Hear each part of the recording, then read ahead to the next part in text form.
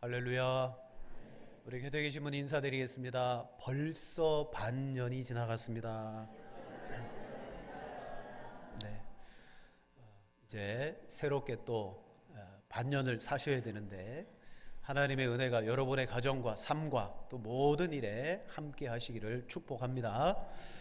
여러분께 질문을 하나 드려보겠습니다. 만약 여러분이 지금까지 살아왔던 인생을 돌이켜서 한 번 더 살아갈 수 있다면, 그런데 조건이 있어요.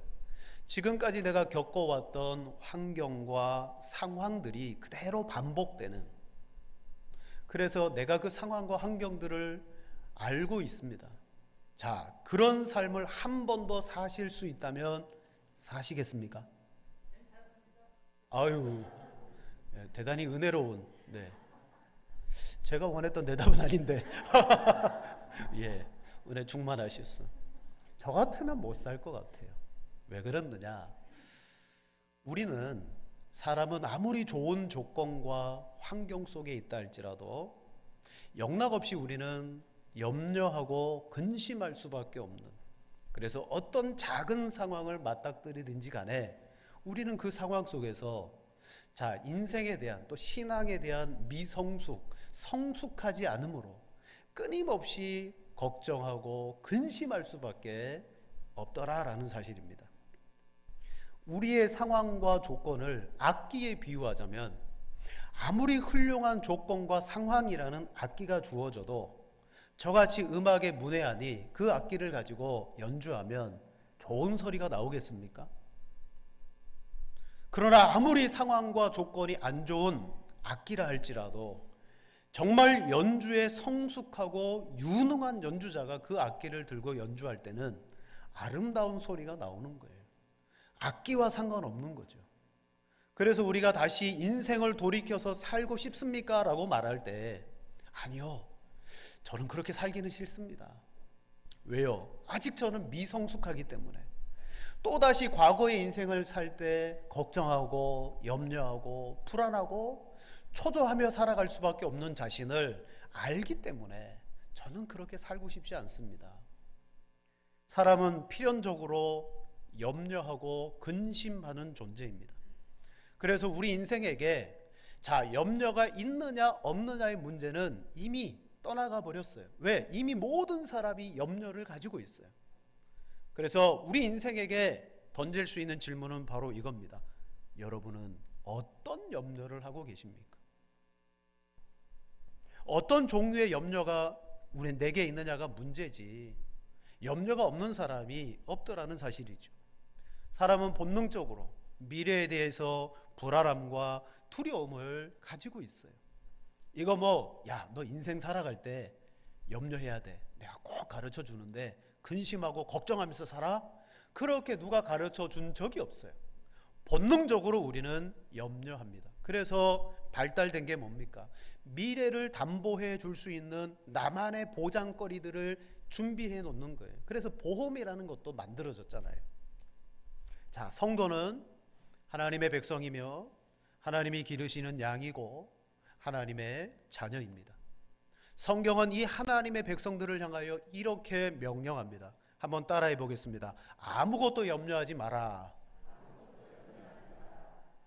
권유하는 게 아니에요. 명령입니다.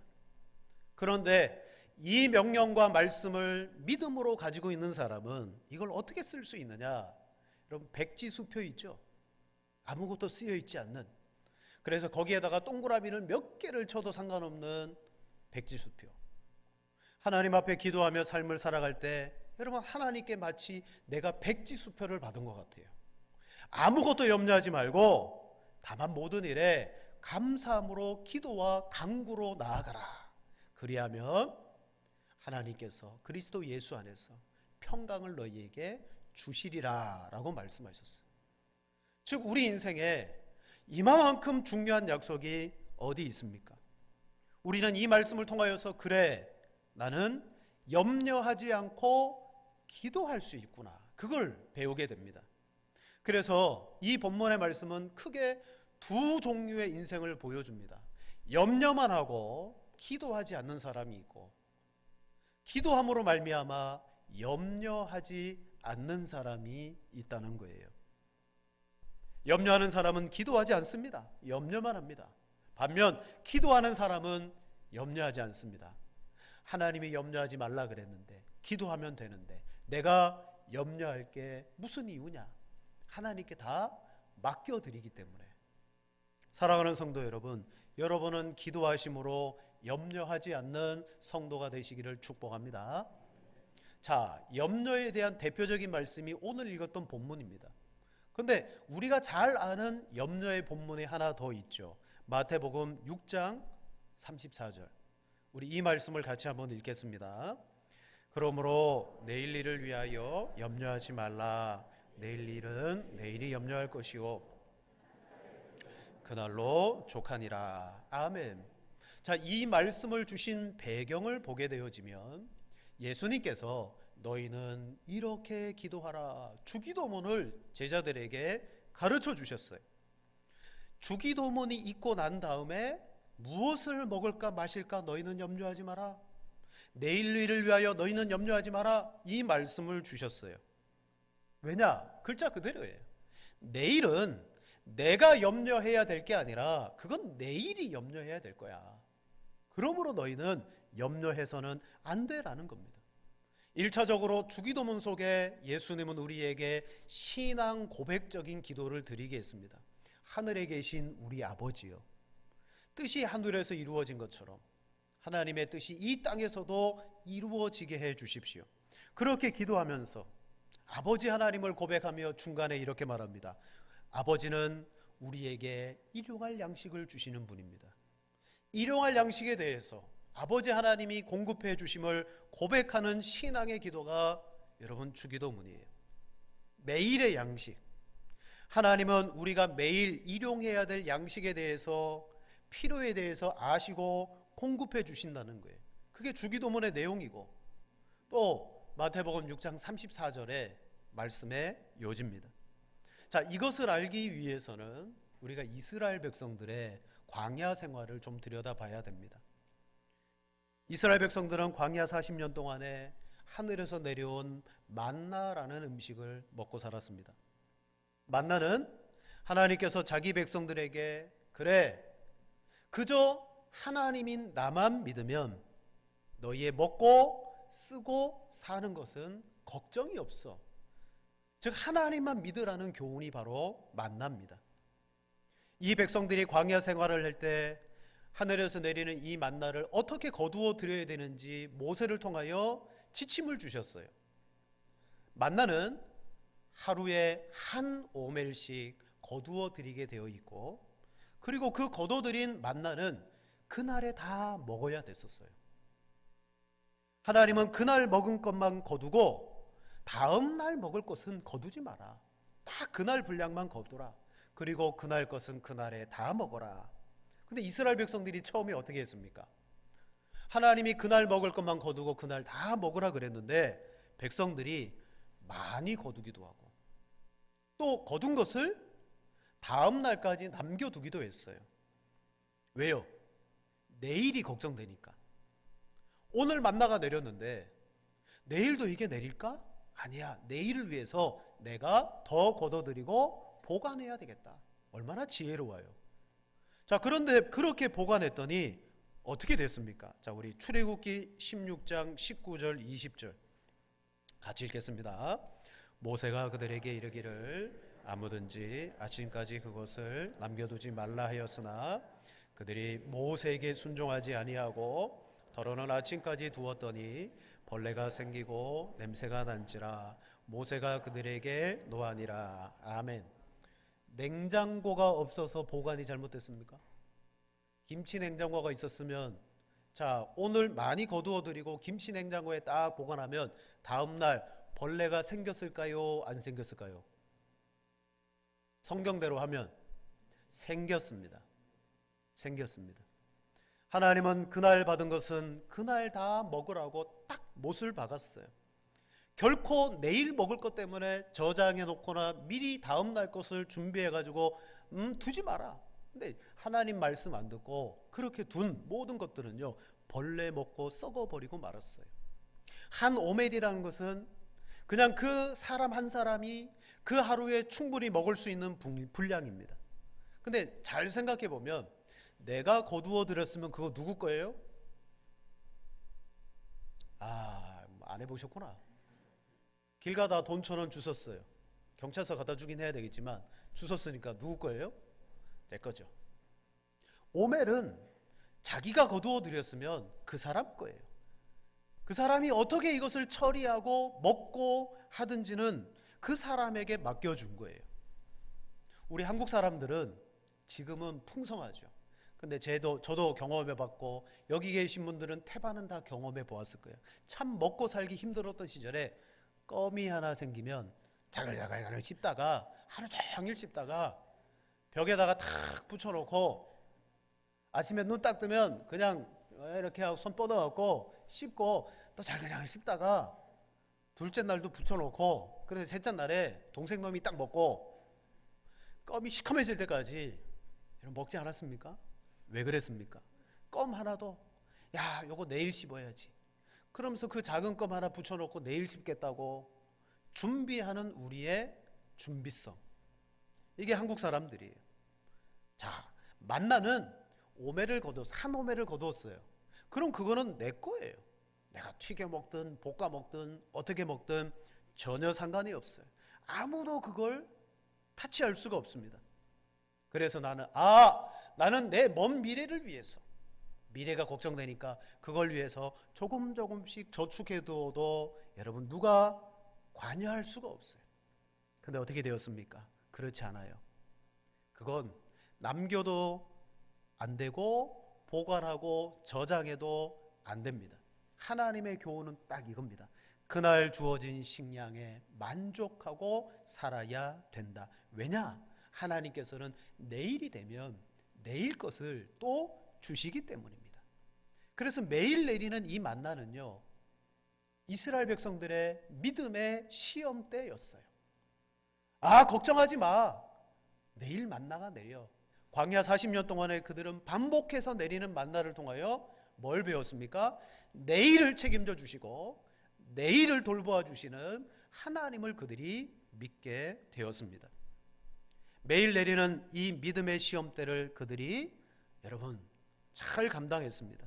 우리는 어떻습니까? 우리도 이 백성들과 똑같아요. 오늘은 괜찮을지 몰라도 막연하게 미래에 내게 어떤 불이한 상황이 생길지도 모르고 급박한 일이 내게 사고가 벌어질지도 모른다. 그래서 우리는요, 미래를 위해서 준비하고 쌓는 그러한 일을 우리는 하고 있습니다. 거기에는 뭐가 없어요? 하나님 아버지께서 책임져 주시고 하나님께서 내일을 준비해 주신다는 그 믿음이 없어요. 사랑하는 여러분, 무엇이 우리에게 들어왔을 때 이 도우시고 챙겨주시고 그리고 보호해 주시는 하나님의 그 믿음을 우리는 던져버리게 되느냐? 바로 염려들하는 거죠. 염려가 우리 안에 엄습하게 되면 오늘 먹을 양식이지만 혹 내일에 불이한 일이 생길 수 있으니까 나는 이것을 보험 들듯이 그래 저장해 놔야지. 여러분, 만나뿐만이 아니라 우리의 삶에 내일을 염려하면서 모든 것을 내가 알아서 그래 이런 일이 일어날 수 있으니까 내가 비축해 둬야지. 결국 나를 위하여 내가 준비하고 내가 예비해 놓은 이 모든 것들이 뭐가 되느냐? 나를 지켜주는 것이라고 생각하게 되는 거예요. 그게 내 인생의 담보물이 되어질 수 있고 그게 바로 내 삶에 여러분 나를 지켜주는 주인이라고 오판하게 되는 거예요. 만나의 교훈은 내일 양식은 하나님이 내일 주신다라는 겁니다.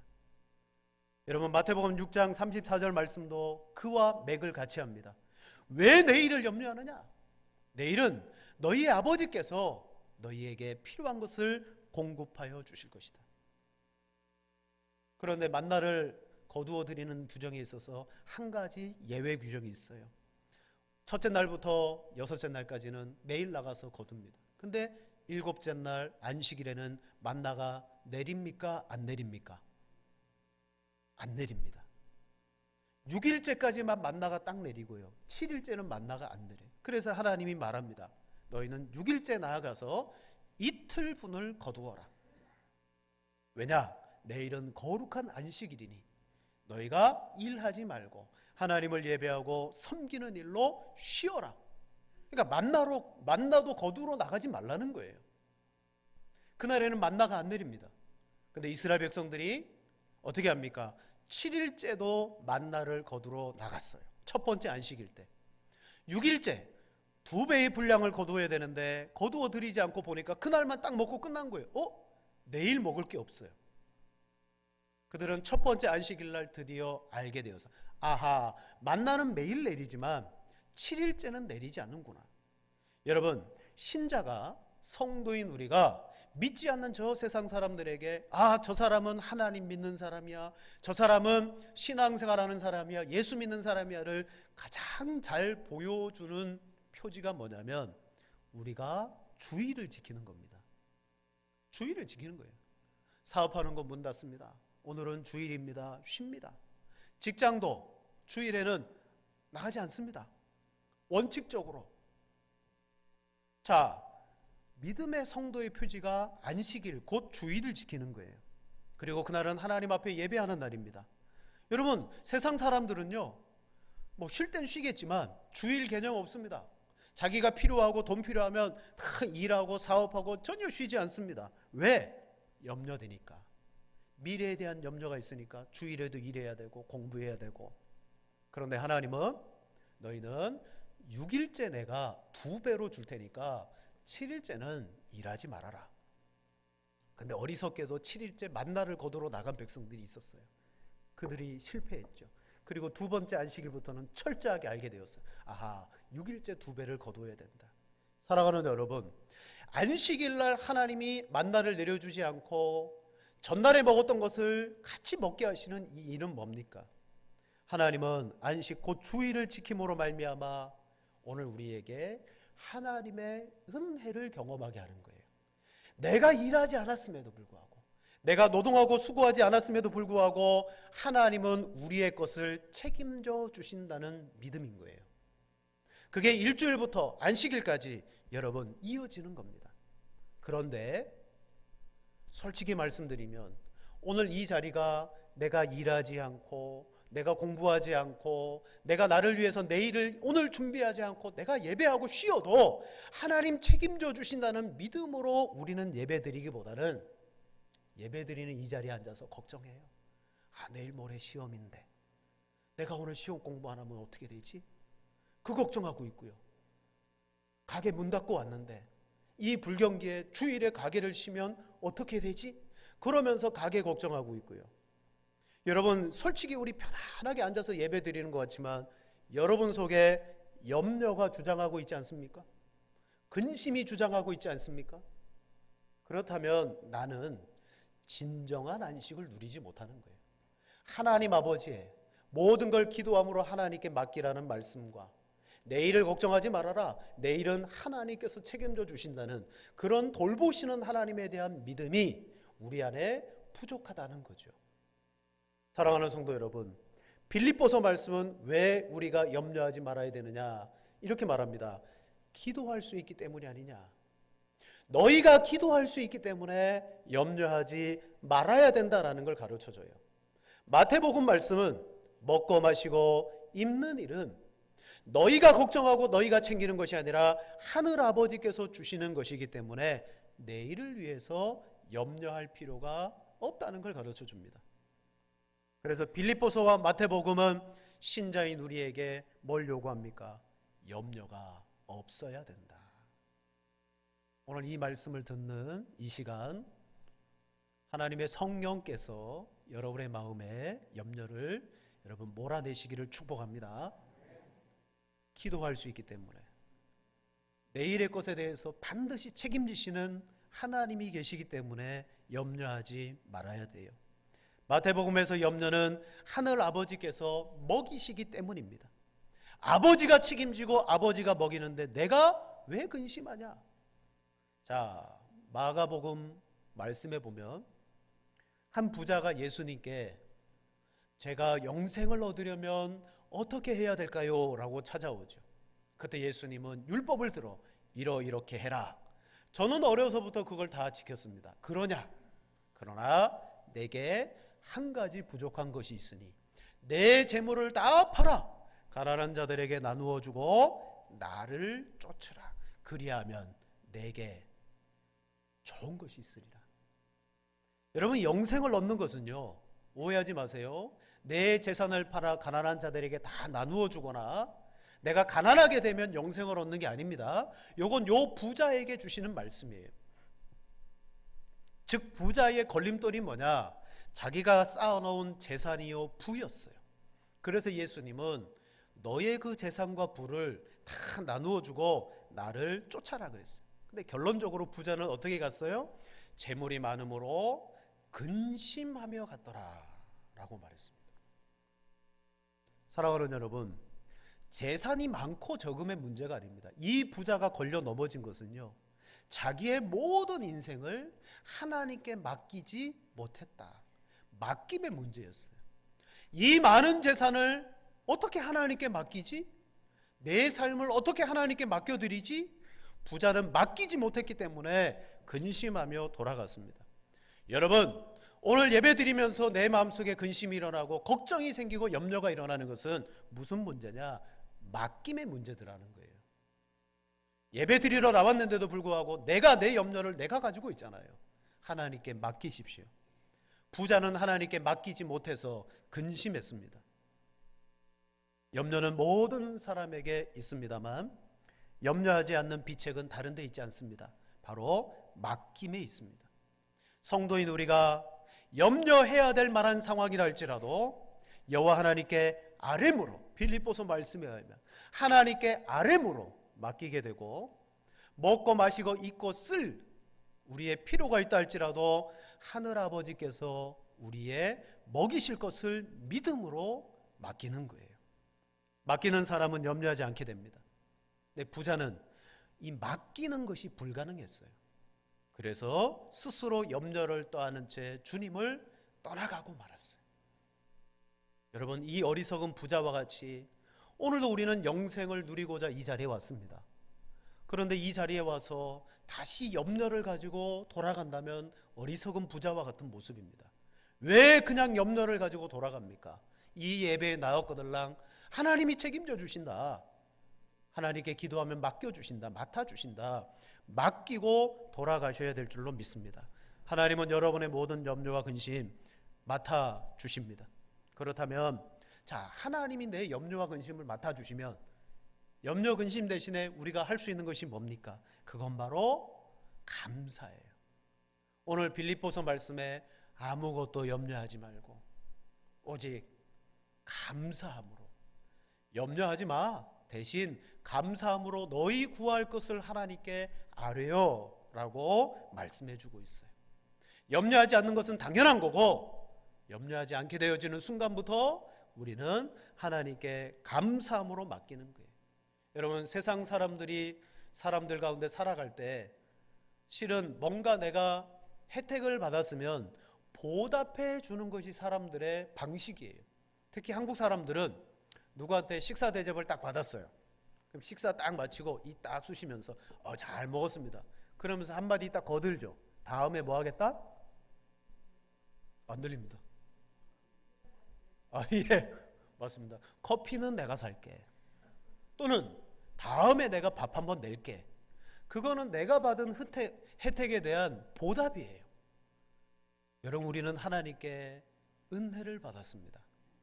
은혜를 받았는데 그 은혜에 상응하는 보답을 하나님께 드릴 수 있을까요? 우리로서는 상응하는 보답을 하나님께 드릴 게 없어요. 자, 독생자 예수 그리스도를 죽이시면까지 우리에게 큰 선물을 주셨어요. 근데 우리 입장에서 제 아들을 죽여야 될까요? 그럴 수 없잖아요. 우리는 하나님 앞에 받은 은혜를 결코 갚을 수가 없습니다. 근데 하나님이 요구하시는 것이 있어요.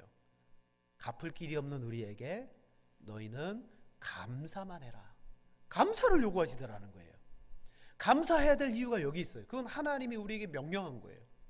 갚을 길이 전혀 없고 하나님께 받은 은혜에 내가 뭔가 성의를 다해서 보답하고 싶은데 하나님께 그렇게 할 게 없어요.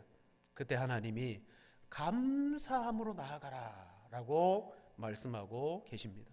사랑하는 여러분, 은혜 받은 우리가 무엇을 하나님 앞에 보답할 수 있겠습니까? 우리 성경을 보겠습니다. 시편 116편 12절에서 17절의 말씀 한 절씩 교독하겠습니다.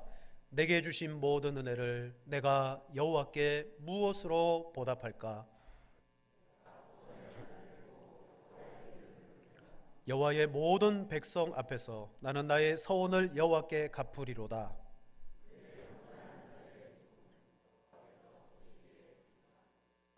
여호와여, 나는 진실로 주의 종이요 주의 여종의 아들 곧 주의 종이라. 주께서 나의 결박을 푸셨나이다.